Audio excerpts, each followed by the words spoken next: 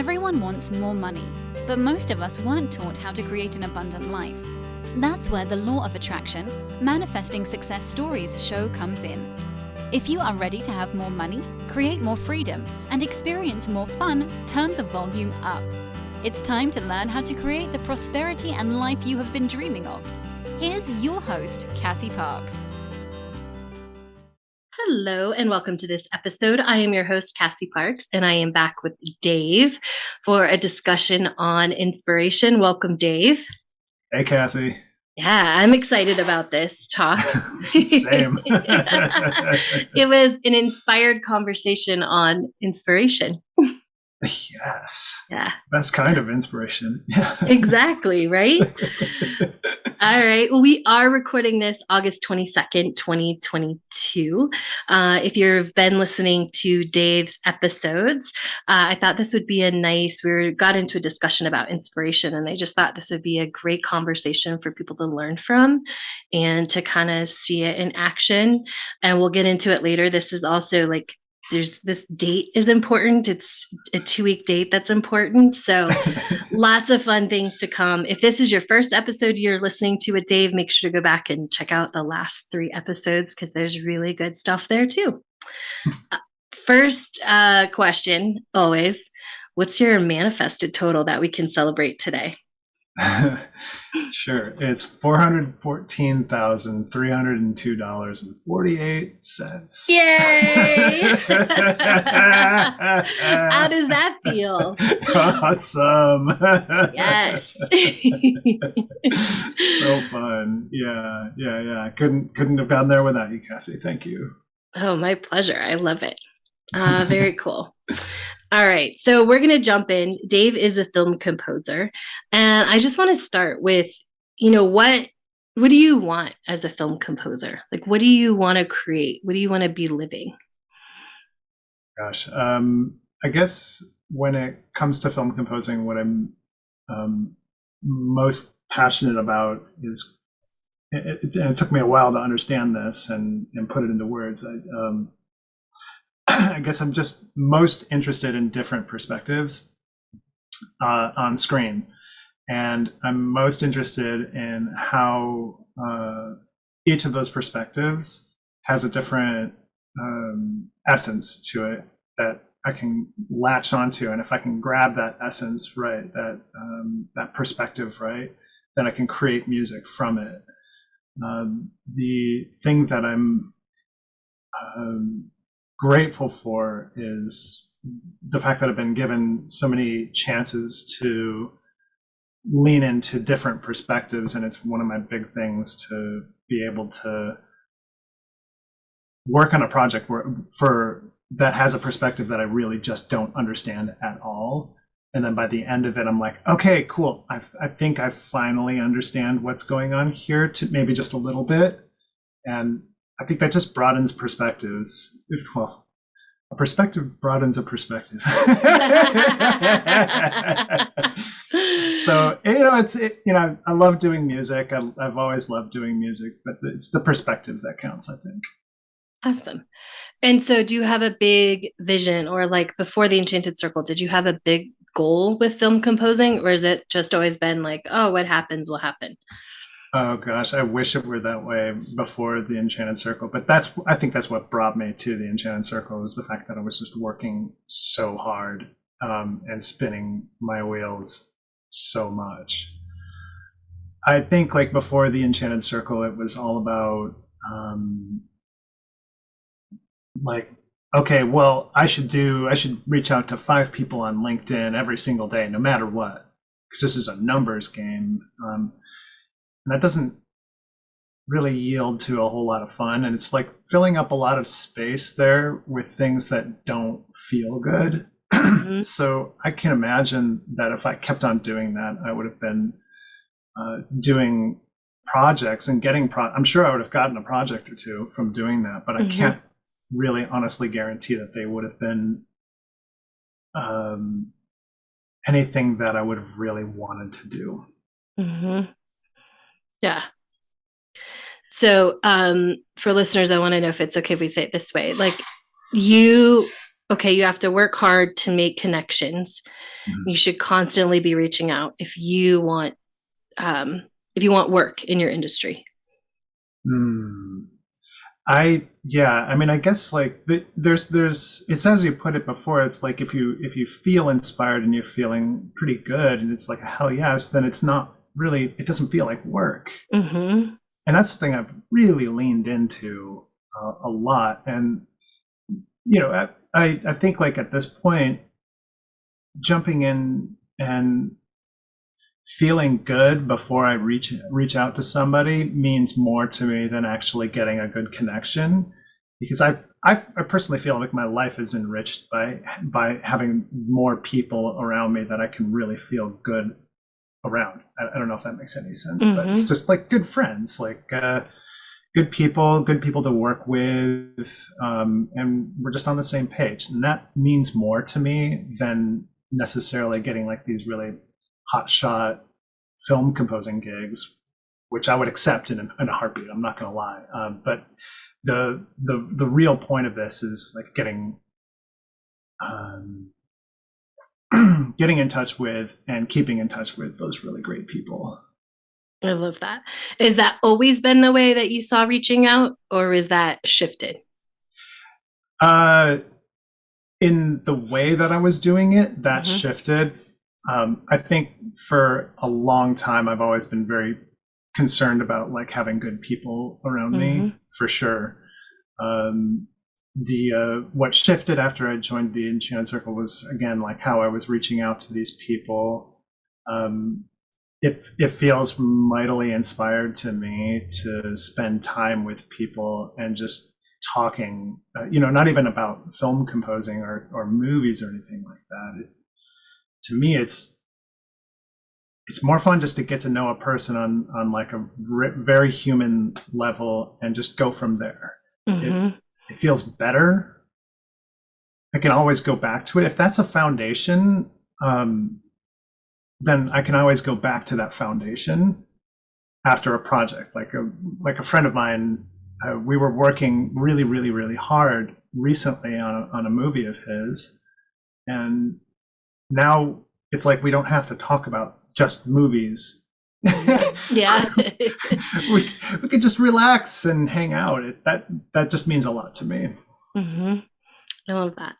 So, inspiration. Before you joined the Enchanted Circle, had you heard of inspiration because you had studied law of attraction? Like, what did you think it meant, if anything? Did you have a concept of it? No, I didn't have those were the dark ages, Cassie. I think that's how most people are.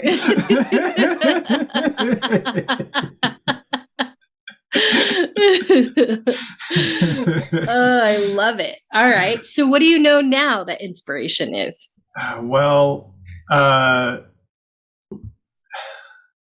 It's so hard to pin it down when it comes down to it, but I think the closest that I've come to it is like there's almost like an inner switch or something.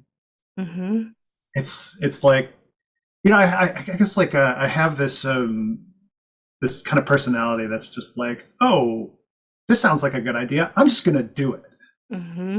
Oh, that sounds like a good idea, I'm just gonna do it without even thinking about where that would lead me. And it's I work with it, right? But what the interesting thing now is that having that switch where it's like, but is this truly inspired? And more like this has definitely come up in the past couple of weeks, more so than ever before. It was like, why do I want to do that? Do I really want to do this? Do I really? I mean, I feel excited about it, but do I feel inspired about it?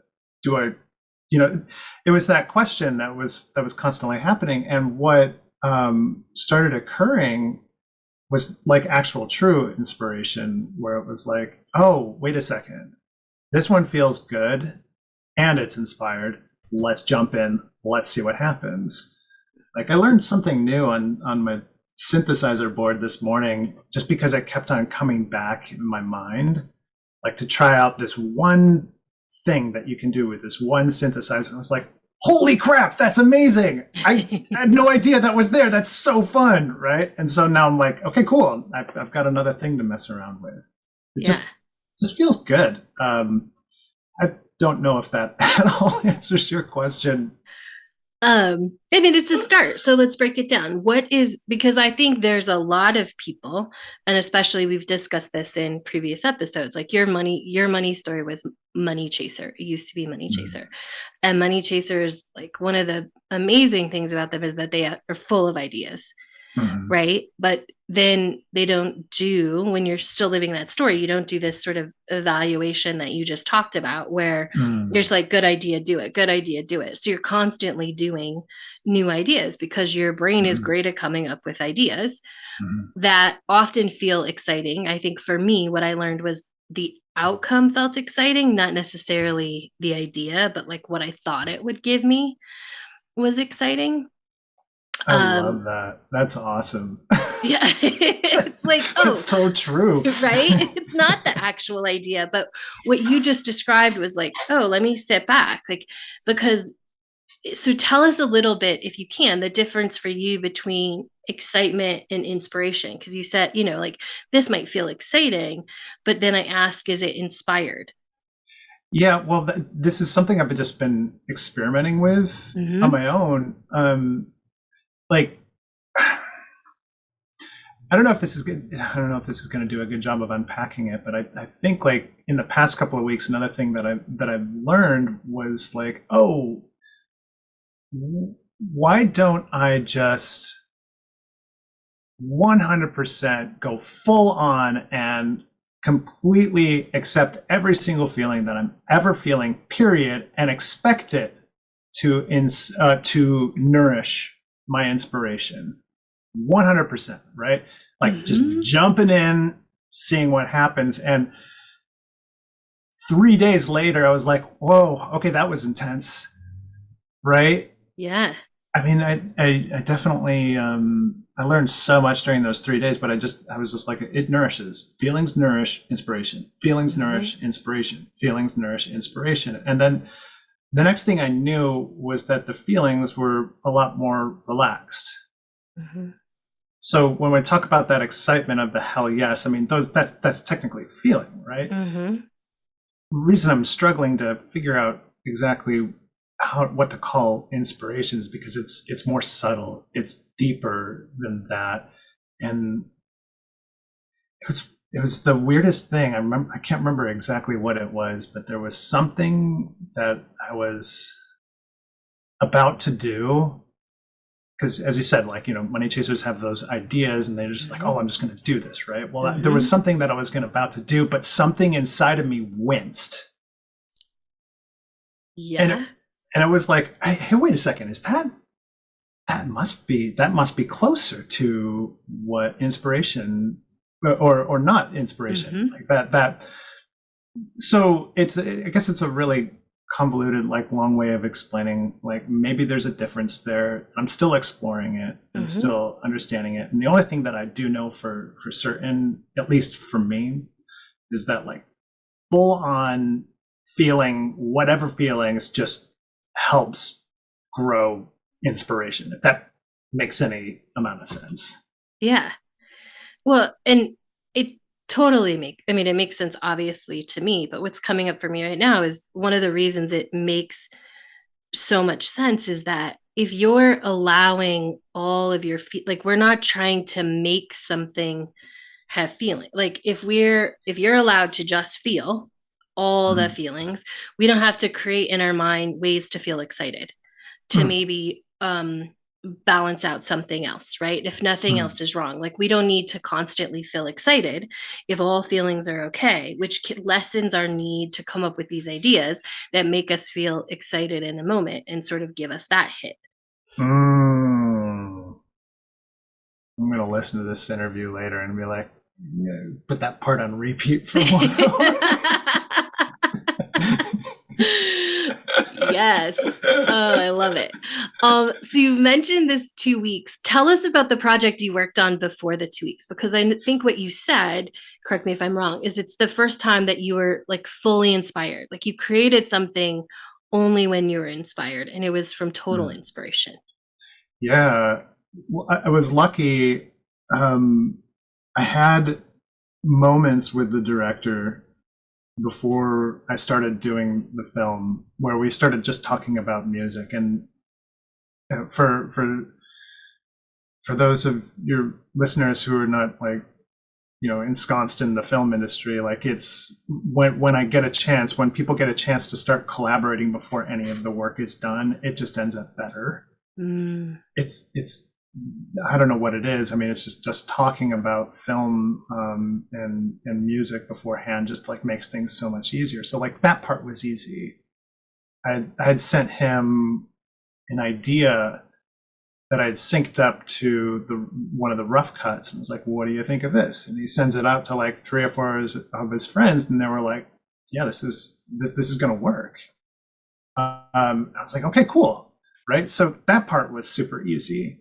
And then it was like jumping in and being like, okay, well, I love this sort of thing. I love like diving in and seeing like, okay, well, this character's emotions has changed at this specific time code, right? Okay, how can I take what I've developed so far, like all the music that I've developed so far, and adjust it and shift it so that you start to change and feel that change, not understand it, but just feel that change of that character is going. I'm getting chills just talking about this. Like this is the funnest thing in the world. Now, the film, there were so many emotions and so many experiences. Like this is a really intense film on the emotional side. So there were multiple moments where I was like, it's got to shift. It's got to shift. It's got to shift. It's going to shift. And it was a dream. It was so fun to do. So it was, I think I started like in the beginning of June-ish or something. And every time, like I'd just be like, okay, cool. I know what I got to do next. I know what I got to do next. I know what I got to do next. And the next thing I knew, it was like the whole thing was composed, and it just like kind of popped my head up and was like, whoa, I need a cigar like right now. Yes. So very, very, very easy and lovely in that way. Yeah, absolutely. Do you think becoming more open to your own emotions impacted the ease of which you could compose that? I think definitely. I mean, any amount of emotion that I can feel is going to affect it better, and it's going to help me understand a character or a group of characters or a world's perspective a lot better. No doubt. I think like I've always been that type of person who feels emotions really loudly. But I think but now that I'm looking at it, I'm like, well, wait a second, everybody feels emotions loudly. I think just now I'm more willing to just experiment with them and feel them and just sit down or do yoga rather than just being like, well, I need to do this in order to get further along in my composing career. I'm like, no, I don't want to do that anymore. I just want this to feel nice and easy, and I can move forward without it taking too much time. If that makes any sense. Yeah, absolutely.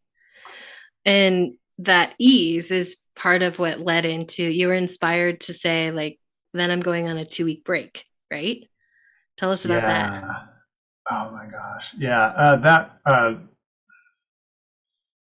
I was so glad that I brought that up. I was so glad that you encouraged me to do that. Yeah. Such an amazing last couple of weeks. So amazing that I'm just like, I'm not going back to the way I was doing things beforehand. Like, yeah. Tell us more what that means. What does not going back mean? Well, like working so hard on things that I know will help my career, right? But without that ease. Like that's what changed, is that ease. Mm-hmm. Okay.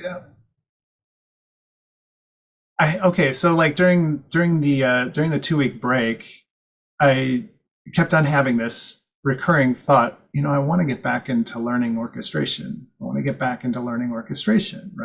But it didn't feel right to just open up a score and start looking at the orchestra. And I was like, okay, cool. What really is going on here, right? So I didn't. It just kind of developed where I was like, I just had this question kind of in the back of my mind, like, what would happen if I were able to memorize the tonal color ranges of every instrument in the entire orchestra? Because I know how to organize them so that it sounds cool. Mm-hmm. At least I think I do, whatever. But the point is that like I want to be able to write and to compose by an instrument in a specific range of an instrument, not just the entire range, but specifically. And it takes a lot of memorization. I was like, well, surely there's an easier way to memorize things that I'm currently using. And I start looking around online, and I'm like, oh, the loci technique, which is like the mind palace thing. And then within an hour, I had the entire string section completely memorized, every string, every single area, tone color area. And I just sat down, I was like, okay, well then that's what I wanted to work on in orchestration. It was just a complete following inspiration moment. Yeah. That's awesome. That's amazing. And you actually turned down a project because you were like, no, you're going to honor this break, right? Mm-hmm, yeah. Mm-hmm. Is that something you would have been willing to do in the past? No, definitely not. How come? No, because it was like, oh, it's more work. I need to do more work. Mm-hmm. No, I think a big change since joining the Enchanted Circle is the quality of work. Yeah, for sure. Oh, tell us about that. Well, it just means so much more to be happy during work. Yeah. If I'm happier during work, then I'm going to get more of the work that I want to do. Mm-hmm. If I'm happier doing work, I'm just going to enjoy it more. And many, many years from now, I'm just hanging out and I'm looking back in my life. I want to look back on happiness. I want to look back on, that thing I did, that felt right. Mm-hmm. And that's a good memory. I think about that a lot. Just like what's going to feel like later on in my life after I've done all the things that I want to do. Yeah.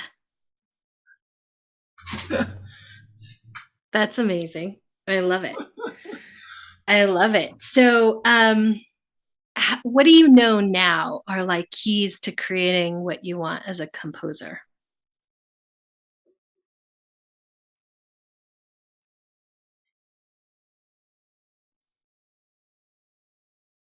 Well, feelings are definitely important. Using them as fuel is not for me anymore. Used to Say be the that. case. Say that. Say more about that. That's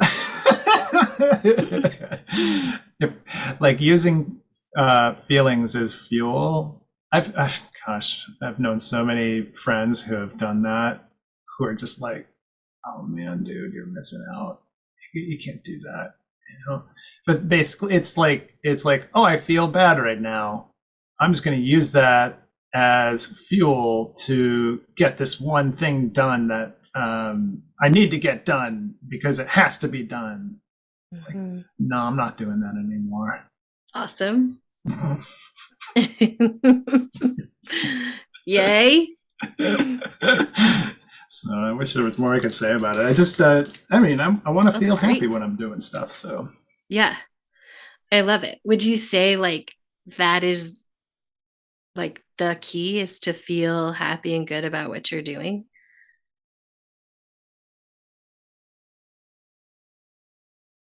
Have you ever had like those moments where you really ask yourself, what's the meaning of life? Yeah. Every 5 or 10 years, I ask myself this. It started in college, and every single time it's come back to happiness. Mm-hmm. I don't know if it's truly the meaning of life, but I'm going for it. Awesome. I Why the love hell it. not? Right. I mean, I think what this interview, it's what we do all the time, but there's always a choice, right? You can create from that I feel bad energy. You can create from the happiness.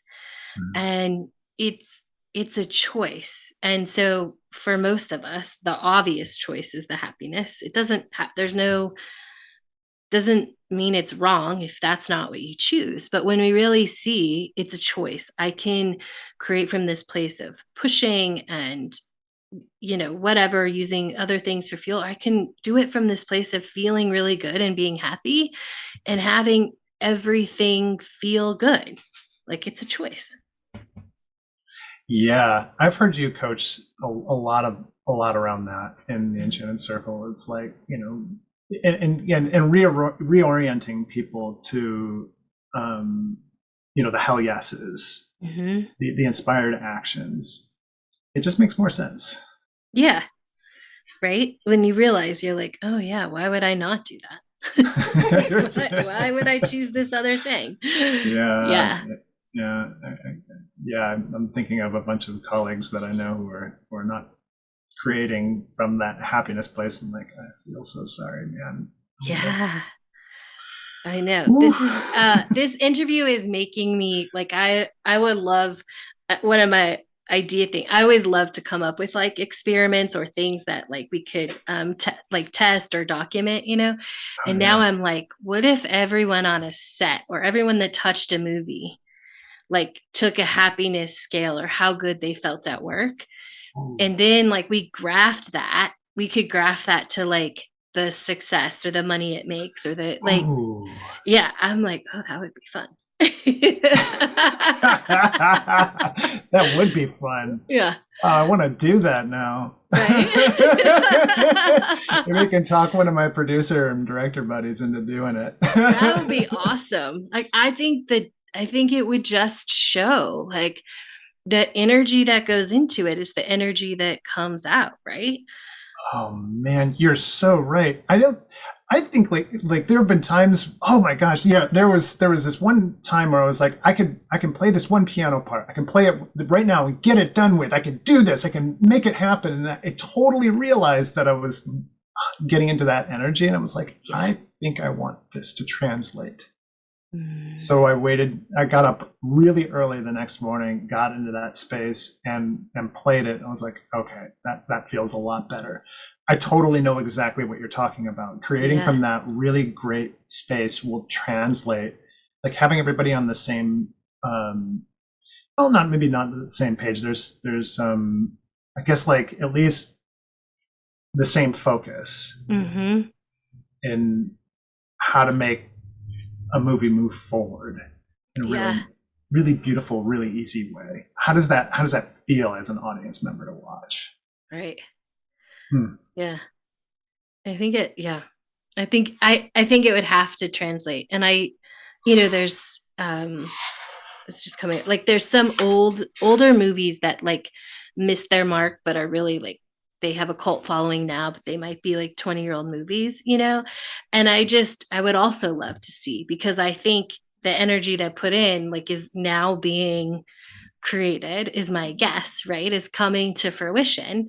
If we could have studied then and seen like, oh, okay, how much fun are these, what's the energy that they're putting in, and now we could see like, oh yeah, this stood the test of time. Maybe it didn't land the first time, but now it's got this huge following, or everybody's kind of doing that. Yeah. Mm-hmm. Oh man, so fun to think about. It is. It's so fun to think about how the energy we put into something creates the other side. And when we realize that it's more, or that we have a choice, right? There's the checkbox creation, and then there's creation. Mm-hmm. Mm-hmm. Totally. Yeah. Yeah. Amazing. Any other thoughts you want to share on that, on creation, or inspiration as we wrap up? No, I think I'm good. Unless you've got anything else. No, that feels good. Awesome. Thanks for sharing your journey of inspiration and this wonderful conversation with me and our listeners. I appreciate it. Thanks, Cassie. So awesome to be here and hang with you. Awesome. Thank you all for listening, and make sure to come back next week and check out another awesome manifesting success story. Thank you for joining us on the Law of Attraction Manifesting Success Stories show. To learn how to attract more money into your life, go to your favorite book retailer and order Cassie's book, Manifest $10,000.